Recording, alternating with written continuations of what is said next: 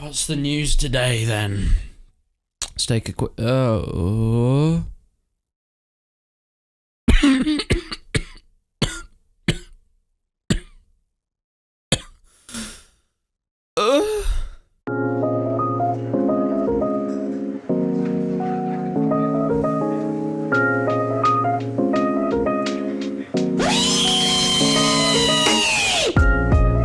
Right, okay, so I was just browsing Twitter as you do, and when you browse Twitter, you tend to find some things that make you quite angry. Whether it's someone saying that Ariana Grande knows actually how to make music, or it's something like this, there tends to be a lot of things that get on my nerves on Twitter, which is why I use it all the time. I saw something today that I didn't really make too much sense to me. Well, it sort of did, but at the same time, you know when something is sort of right, but at the same time it's just wrong. This is one of those things. It's the Steam Awards. Everyone's been voting on them for the best games, the best sound design, the best graphics, those sort of things. You've all probably voted on them if you have anything to do with Steam gaming, which you probably do because, I mean, you watch this channel. And then when you try and record and someone goes to the fucking toilet and it's the loudest person in the world. Jesus Christ. The sort of categories you have are things like VR Game of the Year, Labour of Love, Best Developer, you know who that one goes to, Tale Worlds, 2018, once again, been a great year for you guys. Best Alternate History, Most Fun with a Machine, apparently Rocket League has won that. The game didn't even come out this year. I know that's not really what the Steam Game of the Year means, but I think that's what it should mean. But it comes to Game of the Year, Steam's actual Game of the Year. This is apparently the best game on Steam this year. So what were the nominations? Let's go through them quickly. We have Monster Hunter World, a big ambitious game that a lot of people really liked. Hitman 2, I probably wouldn't have even put that on the list. Yes, it's a good Hitman game, but it's a Hitman game. Hitman games aren't really Game of the Year contenders, at least for me. Assassin's Creed Odyssey. Now I feel like this did deserve to be on that list since it really pushed the Assassin's Creed series and changed it in a big way. It made Assassin's Creed and it completely moved it from being, you know, the same game every year to the same game every year but with gay sex in it. And then Kingdom Come Deliverance, which I obviously voted for, and I think most of the people that watches this channel that voted on the Steam Games list voted for. And then PlayerUnknown's Battlegrounds. So on this game, on this list, we have PUBG, a battle royale game. We have Monster Hunter World, a massive open world with big monsters that you kill. Kingdom Come Deliverance, an incredibly realistic medieval RPG that really pushed the boundaries of RPGs and changed realism in games for the better. Really showed that ultra realism doesn't necessarily mean a bad game. Hitman 2, we'll leave Hitman 2, and Assassin's Creed Odyssey, and PUBG won. Apparently PlayerUnknown's Battlegrounds is the best game of the year. Now, is it a bad game? No, I think PUBG is actually a really good game. We can completely forget about Fortnite because I'm sorry, but Fortnite's Fortnite. You know, it's like jelly to PUBG's Jaffa cakes. PUBG has everything there, and Fortnite is a bit disappointing as a pudding. But I completely understand why PUBG has been a big game and why it's on these lists and why people have voted for it, because it took the Battle Royale genre and pushed it out into the mainstream. Yeah, Battle Royale was around for a while. PlayerUnknown, who created PUBG, obviously, actually, he didn't create the Battle Royale genre, but he made it popular in games like Arma 2 and Arma 3 and mods, and then he took it to the mainstream with this standalone game, joining up with the Chinese company Bluehole in order to create this massive game. And in 2017, yeah, it didn't even come out in 2018, like, I might just add that, it was a massive boom. It did something quite special.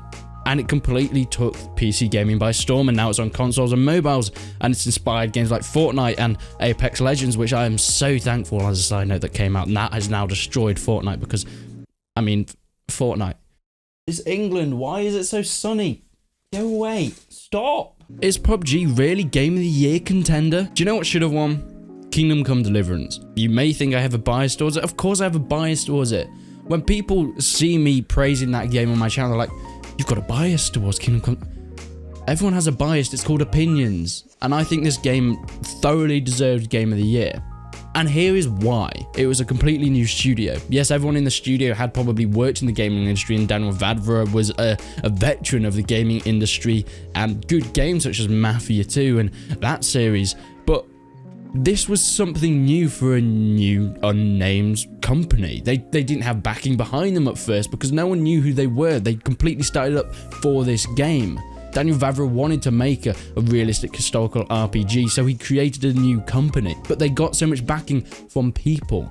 They got over $1 million from a Kickstarter themselves, which showed that it had the potential and that people really wanted this, and it wasn't just someone pushing it out with some investors behind from a company like all these other games.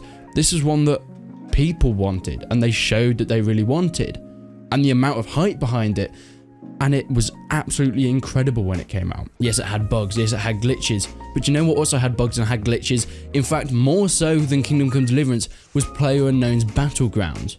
One of them came out in early access, one of them released straight away, giving you all the content. Which one do you think that one was? Now you may think you're just salty about PUBG. PUBG is actually a really good game and I actually really enjoy it. But at the same time, it sort of is about the quality of the game. It's about whether it deserves to be the game of the year. The best game. Game of the year means the best game on Steam this year. And of course, it's subjective to each person which one they think is a better game than the other. But in terms of pushing things to the further limits, Kingdom Come Deliverance completely did that with the realism, with NPCs and AI completely changing the way that they're played in game, because this has not really been done on the same level. Games like Skyrim had done similar things, but not quite to the extent to where the whole world was moving and surrounding you. You weren't playing a game, you were almost living a simulation. It completely blurred the lines between simulation games and RPGs and historical games as well, proving that you can have an incredible game without fantasy elements, without magic, without dragons.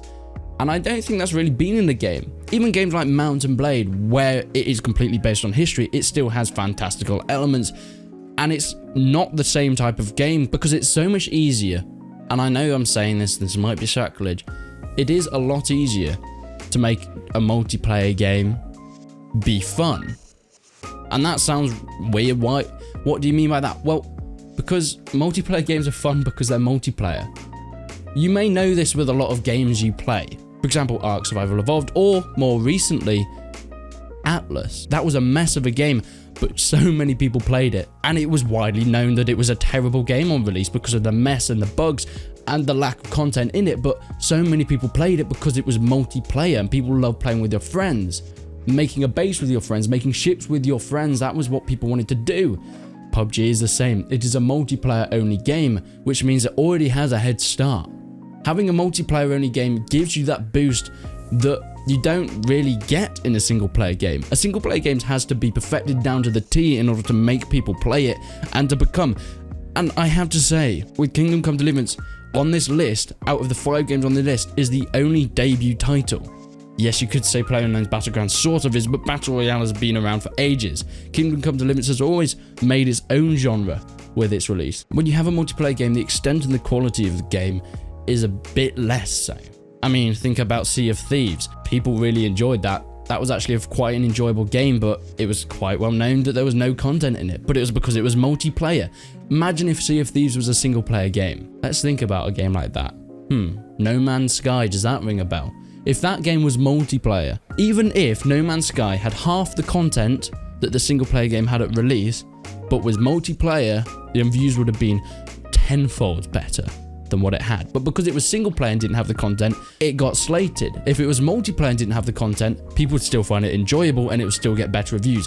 Kingdom Come Deliverance was a solely single player experience, and I think it perfected it down to the T. The DLC being released is extremely fun and engaging to play. Maybe the first few haven't had some of the content that we kind of wanted, but Band of Bastards, what a DLC this is shaping up to be though. It is bringing in more content. I don't think I've had as much fun playing a game as I did when I played Kingdom Come Deliverance. But at the end of the day, this is just all opinions, obviously. This is just why I think Kingdom Come Deliverance deserved to have Game of the Year and why I don't think PUBG had. Yes, the title makes me seem a bit angrier than I was, but clickbait. But let's finish this video off in a bit of a term about why PUBG got it and whether you think it deserved it or not. The reasons it got it was because of the boost in multiplayer gaming that it gave. It completely took multiplayer gaming. It showed that games that weren't MOBAs and MMOs could be incredibly big. I mean, think about it. What games before were that big that weren't MOBAs? Yes, you had like Dota, League of Legends. These were all MOBAs. What games, multiplayer games, were that big before PUBG came along? And it inspired a whole new generation of games, such as Fortnite, no matter what you think of that game, or Apex Legends, which has come out now, which I can't wait to actually download and play now, which I haven't actually got the chance to play it yet, but it's downloading now. PUBG did something special for the multiplayer game community, but I don't think it should have won Game of the Year. That, I feel like, should have been given to Kingdom Come Deliverance. But I'd love to hear what your opinions. Make sure you leave a comment down below. I'd love to see what you think about this judgment on Steam. Obviously, more people will probably think PUBG because more people voted for it. It is about what people voted for. It's not just someone on Steam choosing their favorite game. This is the majority vote was PUBG, which makes sense since it's had a lot more players, and Kingdom Come Deliverance did incredibly well to even get on this list. But thank you so much for watching. I really hope you enjoyed the video. If you did, make sure you hit the subscribe button. But until then, guys, I will see you in the next one.